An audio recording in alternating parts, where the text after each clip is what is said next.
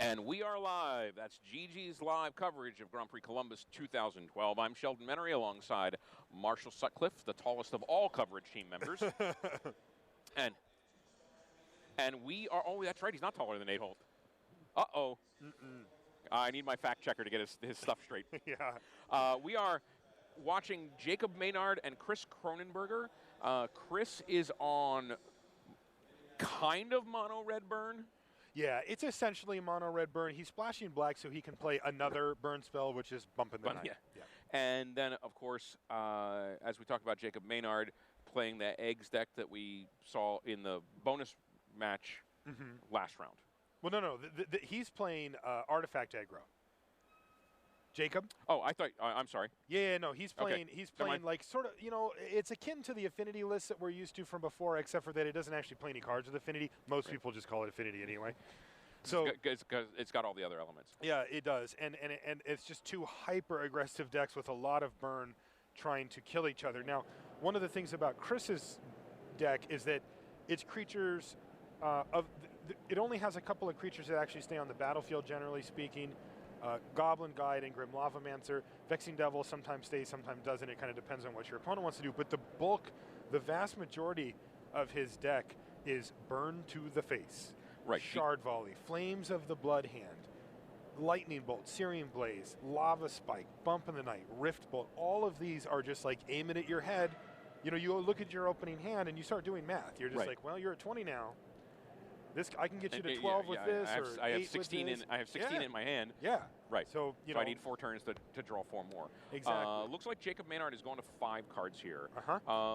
Now, if you're Chris and you're playing Goblin Guide and your opponent has mulliganed to 5, how hard do you think about not playing the Goblin Guide? Not at all. Okay. Yeah, I slam Goblin Guide and I turn him sideways and I say, you know, he's going to be coming in next turn too. So looks like get ready for it. Jacob is shipping his 5 back to 4. Oh, wow. That's unfortunate to see. It is mostly because it's a deck that needs its permanence. It certainly does. That's kind of the big difference here between these two decks. So if Chris's, nearly mono red deck has a lot of to the face type stuff, Jacob's is the opposite. He needs a critical mass of artifacts for the most part to even make his deck work. Well, because he needs the Metalcraft. First, he needs Metalcraft for Galvanic Blast. And he needs to be able to Shrapnel Blast to finish off. He uses the burn as more like a finishing play, like instead of a Disciple of the Vault. Right. But the way that he gets you down low is through artifact creatures. He's running 4 Etch Champions, 4 Arcbound Ravagers. I see Steel Shaper's Gift, so that means that there has to be Cranial Plating. Yes, there's all 4 of those. Okay. So he's gone to 4. He's going to have a uphill battle. Yep. There's a Vexing Devil. Blinkmoth Nexus to lead off and a Devil. And Jacob says, yeah, I'll take 4. Yeah. So best Lava Spike ever. Yeah, right. Sure.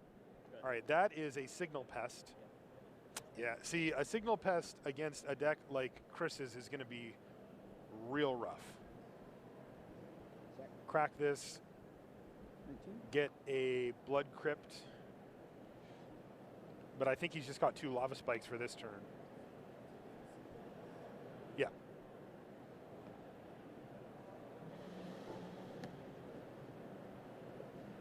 So especially with his opponent having gone to 4 cards, he's not really worrying about using his damage as removal anymore.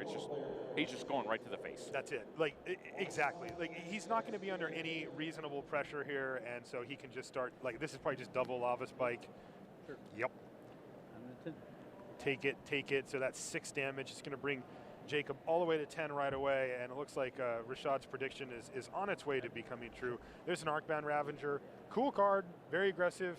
Not going to do a lot of blocking here. Right. It's not going to really step in the way of what Chris is trying to do. Is that another Vexing Devil there? It certainly is. Hey, you want to take 4? Now, at least Jacob could consider letting that stick because he can block, but he's not going to do that either. So it's another 4. You go to 6, crack a fetch. He could just have him dead right here. He could go bolt, Bolt. Bolt and Shard Volley. Good game. Wow. That didn't take long. That was a beating. Well, Rashad, you weren't kidding. I mean, I know that Jacob mulliganed down a bit there and didn't really get his footing going. But wow, that was pretty devastating. Yeah, that was rough right away. Kind of funny. I watched Jacob just thumb through his sideboard there, and I caught a couple of blood moons. Don't think that's coming in. Yeah. Yeah, he's got really Spellskite is going to save him fine. some manage, Yep. some damage. Aethersworn Canonist might also save him some damage. I mean, if there's anything in his deck that's dead that just doesn't do anything against his opponent, then sure. Yeah. I mean, on that game we saw him. He played 3 spells that turn. Right. He played 2 spells the turn before. You could buy you a little bit of time. I mean, we know that this artifact aggro deck can turn the heat on in a big, big way, but this modern version of it, it's like a turn slower than it used to be. It's got like Steel Overseer. That's the one that you can tap it to put a +1/+1 counter on all of your artifacts. But it's also a 1/1 creature. These things take time. Right. Then all of a sudden you're dead. Yeah. There's a sort of a bubble in the curve there where this artifact deck gets to. Yes. As opposed to the nearly mono red burn just lays an equal amount of damage each time it's dealing damage. It's it's 2 or 3 or 4, and boom, boom, boom, boom, boom. Yeah. Now, one of the ways that Jacob can swing the tide of this game in a huge way, he's got 4 Vault Scourge. Okay, now this is a 1/1 flying with lifelink. It also costs 1 and a black Phyrexian mana, so he can get it down right away. Now, that's not the gaining 1 life a turn is not insignificant, but it's also probably not enough to actually win it for him. But he also has 4 cranial plating and 2 Steel Shaper's Gift to get the cranial plating. So what that means is that if he can get 1 hit in, it'll be 6 or 7. It might even be 8 or 9. Right. So it's at least 2 or maybe 3 damage spells. That he's absorbed without actually taking damage. And he's hitting for 6 or 7. Right. Like, you can't take that many of those. We know that Chris's deck isn't going to be gaining any life or doing anything. So the question becomes, Chris needs to be very cognizant of which burn spells he's using when. Because if he gets a little lazy and does a lightning bolt to the face when he's holding a lava spike or something, and then all of a sudden Jacob, casts and equip one of those guys, like a Vault Scourge, if he's sitting there staring at stuff that only goes to the dome like Bump of the Night, and Jacob gets to hit, it's going to be a huge swing in his favor. So Chris has to always be very reticent. He cannot allow that to happen. If he doesn't, I think he's pretty good favorite in this matchup. He can kill any creature he wants any time as long as he's careful. Right. And that's really the only one he's very worried about. All right, players drawn their opening hands. Looks like we have a keeper on the left for Chris. Jacob's looking his over. I see a mountain. I don't know if I see anything else in there. I see a... Oh, no, he's kept... Oh, there's a Citadel. Yeah, Darksteel Citadel. I see a Steel Shaper's Gift, a Galvanic Blast. Ooh, a Goblin Guide comes down right away. So reveal, it's a Blinkmoth Nexus, and I think he's just going to probably kill this right now. I like this play. Just get this thing off the table. You got a free card off it as well. Can't really do much better than that. He drew a plating. He's going to need a creature. So Arcbound Ravager will come down here. Not very impressive at the moment. Right, at the moment. And that's a Mox Opal, which is also live, so he can Steel Shaper's Gift right now if he wants. And he does. Plating's the only thing he runs in the main. I didn't see if he had any other. Yeah, he doesn't have any others. He's going to get another plating. So now, he's given Chris something to think about. I mean, Chris now has to be like, okay, that's not too bad. I can still erase that, but we've seen what that Ravager can do, and it gets out of hand very, very quickly. Right. It can be a 2-turn clock, right? I mean, Arcbound Ravager gives you the ability to sacrifice an artifact to put a +1 counter on it. Yeah. And he already has 2 other artifacts in play. Yep. So there's the Vexing Devil. I think you just take the 4 here. Yeah. Yeah, because his plan is definitely going to involve attacking with Arcbound Ravager, and he can't trade it off. So. All right, so that's a Blink Moth Nexus. That can be yet another artifact if he wants it to be. So I think we're just going to see cast, equip, maybe even activate Blink Moth and hit you. Nope, just going to attack. All right, so he has something else in mind here. I don't know. I know he has two. Oh, he's going to. I know what he's going to play. That, an Etch Champion. So Etch Champion has Metalcraft. It now has protection from all colors. So this is, his game plan is now going to revolve around getting both of the cranial platings on that guy. Ensnaring Bridge. That's some pretty sick tech out of the board. How did we not see the Ensnaring Bridge is in the sideboard? I did see it. I wasn't sure if he was going to bring it in, but it makes perfect sense because Jacob's deck usually revolves around making one huge creature. Right. Like right now, Jacob can attack because he still has 4 cards in his hand, but not with anything equipped. Right. Etch Champion's a 2/2. So I'm assuming here that he's just going to like bash for 4? Well, he can plating. No, he can't. He's not even going to bash for 4. He's just going to bash for 3. Wow, and Ensnaring Bridge is going to be huge here because once Chris gets to untap with it, he just dumps his hand. I mean, he just starts just unloading everything he can. There's plating and another Ravager. Second Ravager. Now, the Ravager's kind of interesting though, right? Because now, does Jacob have ability to make double black mana? I know he does in his deck, but I don't think he does on the table. All right, bump of the night, you. Because you can move cranial plating at instant speed with double black. Right. And Ensnaring Bridge only prevents you from the attack part. Correct. So you can say, I attack. With the small guy. Yeah, and then move it over there and get him, but he's going to need like a Glimmer Void or something like that to be able to move it. He has an Opal right now, which represents one half of the black mana, but he doesn't have the other part. And he can also just move all in on a Ravager if he wants to and get in a bunch. But unfortunately, Chris is down to 3 cards in hand, and he's also got 16 life. So, you know, that big hit is. I mean, he can attack with everybody right now. Oh, yeah. Shipping the team here. So 1, 2, 3, 4, 5. 1 second. 5.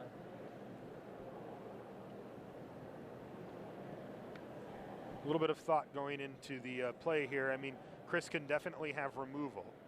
Yeah, anything he bolts is going to get sacrificed to an Arcbound Ravager. Yes, and he does not have the ability to bolt the Etch Champion.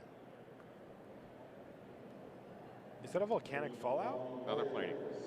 Does he have a Volcanic Fallout in his deck? He's got 2 in the sideboard. He does. Ouch. So this is still a lot. The Blink Moth is still active.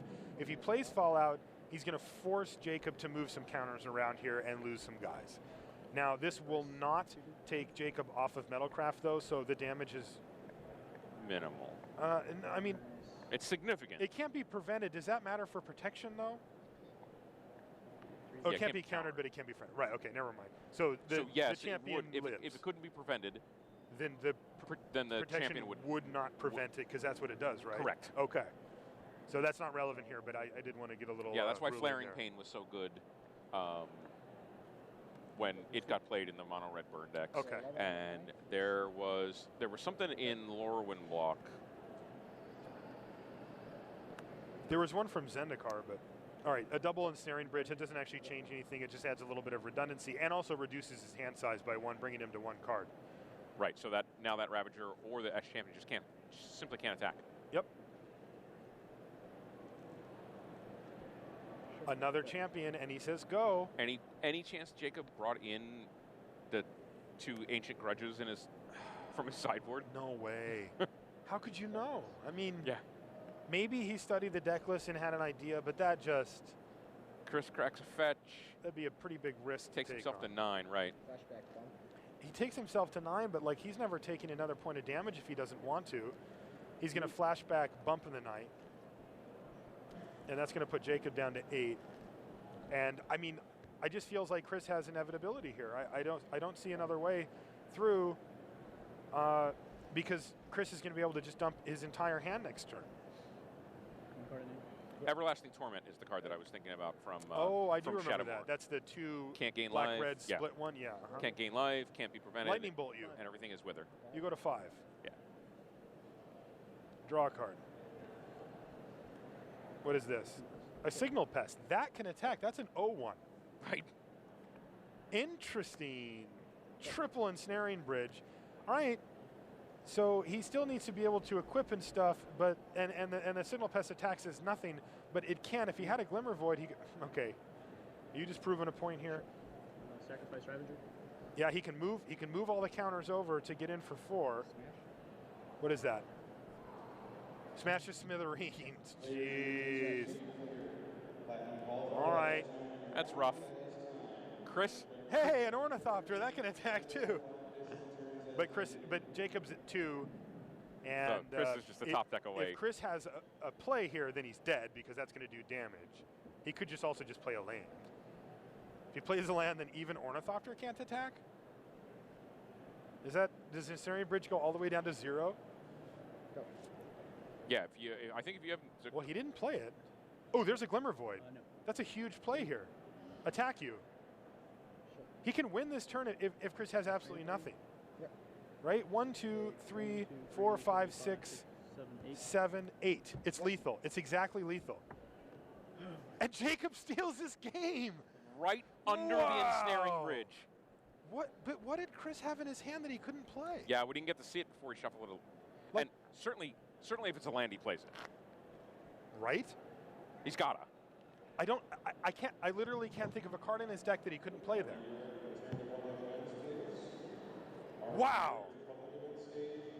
Jacob just stole that game.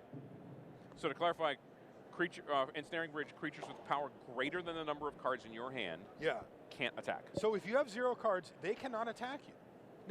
Now wait a minute though. If you have an Ornithopter and so you have 0 and they have 0, its power is not greater, right? Correct. So you can attack with can 0 down. even if they're on nothing. Wow, that was insane. He hit Ornithopter into Glimmer Void for the equip. That was awesome.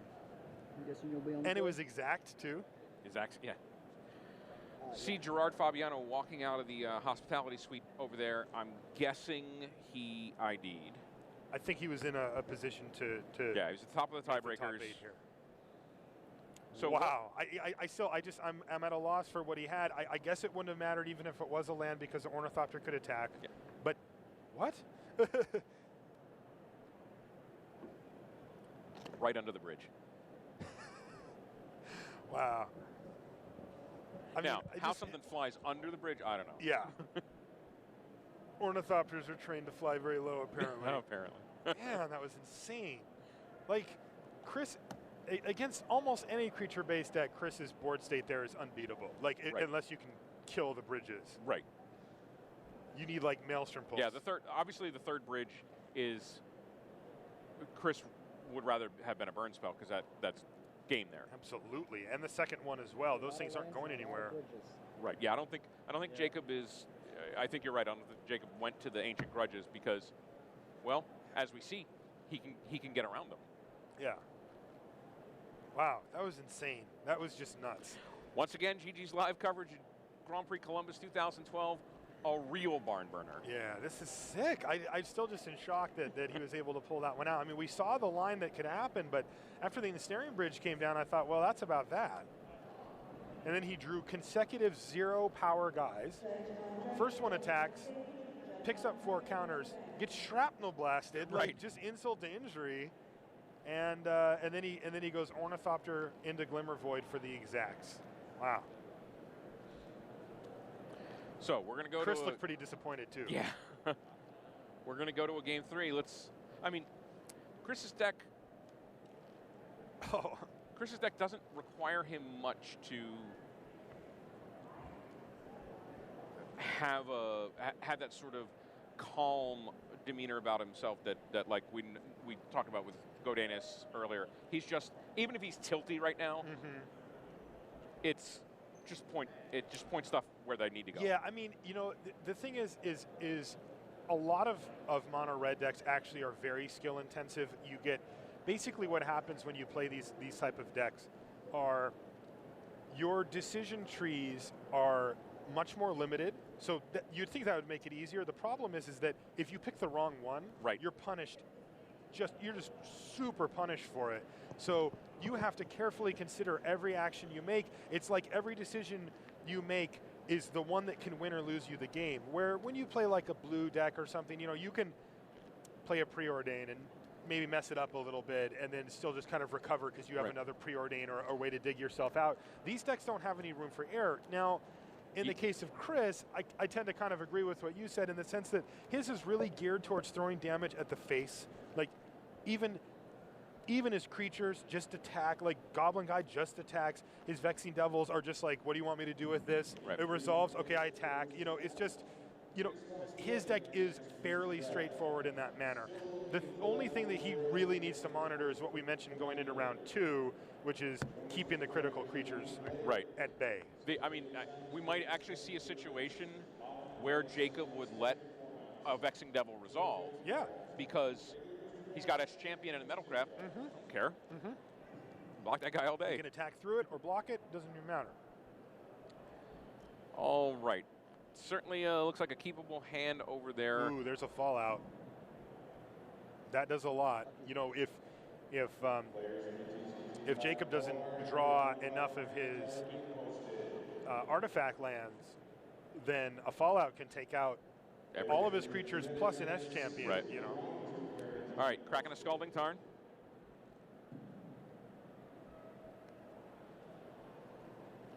Not very original. He got a Mountain. Yeah.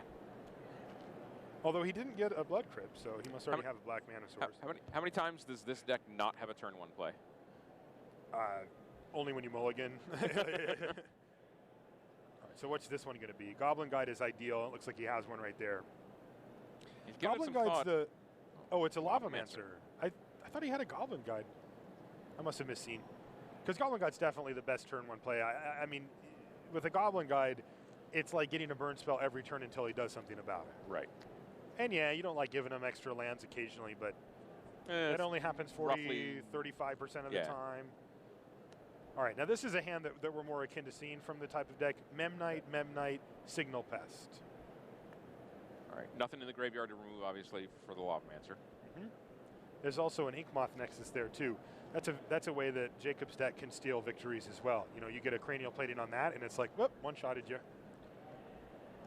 Cracking another fetch. This time it's an Arid Mesa. This is actually an interesting start from Chris because an active Lavamancer is very, very good versus Jacob's deck. It basically nullifies Cranial Plating.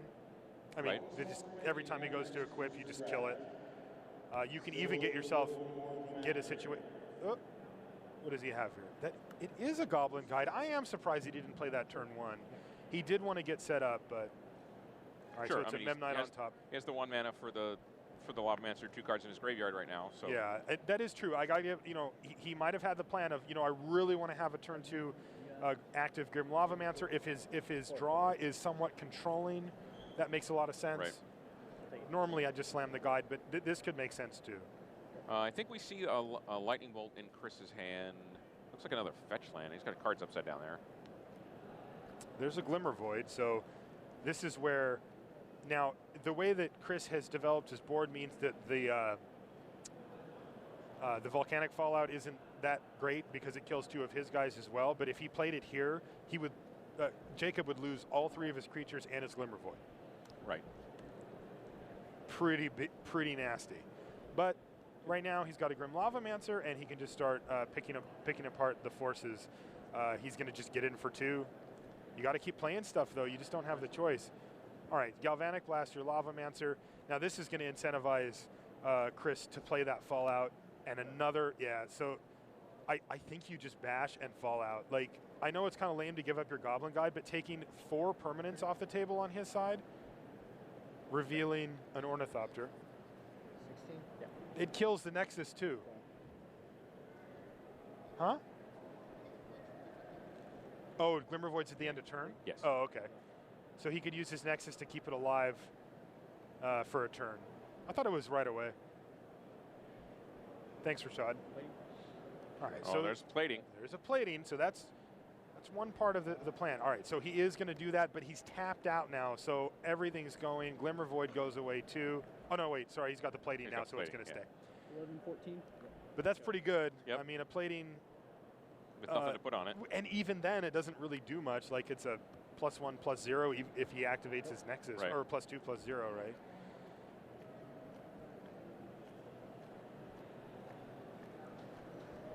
Is that a Rift Bolt he's suspended? Animate. Okay. And then we've also got Dark Steel Citadel equipped, so that's 1, 2, 3, and a Shrapnel Blast. What's that one called again? Smash the Smithereens. Is going to blow up the Ink Moth Nexus. It's my kind of card name. I like that name. Smash to smithereens. I like that. And an Ornithopter. That was what he revealed off the Goblin Guide. Yeah, so Jacob, you know, he keeps putting out threats. They're not super scary, but Chris is at 11. The Ornithopter will hit for, what, 2 or 3, depending on what Jacob does on his turn. Yep, Chris counting it up right there. Yeah, it hits for 3 right now. One thing, You just going to kill the Ornithopter, or are you going to start doming him? Go to your head. He's like, you know what, we've had enough. That is a Searing Blaze, and he's just going to bump in the night you.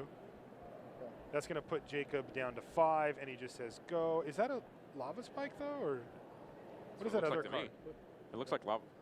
It's Why didn't lava he- spike. I wonder why he didn't play it. How much is that? 1, 2, 3, He's got a 4, mana 4. up. Yep. Any ideas there? Steel Shaper's Gift? Steel Shaper's Gift. Sure. Chris goes to 7. Maybe There you go. there's another plating. All right, if it's a land, then that should be game. If it's a burn spell, then that all. Oh, it looks like a Lava Mancer. That is not ideal here. No. Lava Mancer's like actually just not that good. Now, I still don't think. Nor is lava spike really. I mean, it gets 3 to dome, but it Is- can't kill the Ornithopter. No, and Jacob. Oh, look how devastated Chris is because Jacob just went and got his second plating. He can cast and equip it next turn, and he's going to be hitting for lethal. It'll be 8 damage. Excuse me, 10 damage. There's a Lava Mancer, and he just says go. Don't forget to untap there, buddy. There you go. Play it. Equip it. Hit you for 10. There's And the that's handshake. the game. Wow. Jacob Maynard out of left field in game 2. Jacob pulls it off. Sort of deep shortstop in game 3. Pulls it out. Thank you. As games Wow. just spun on single turns right there.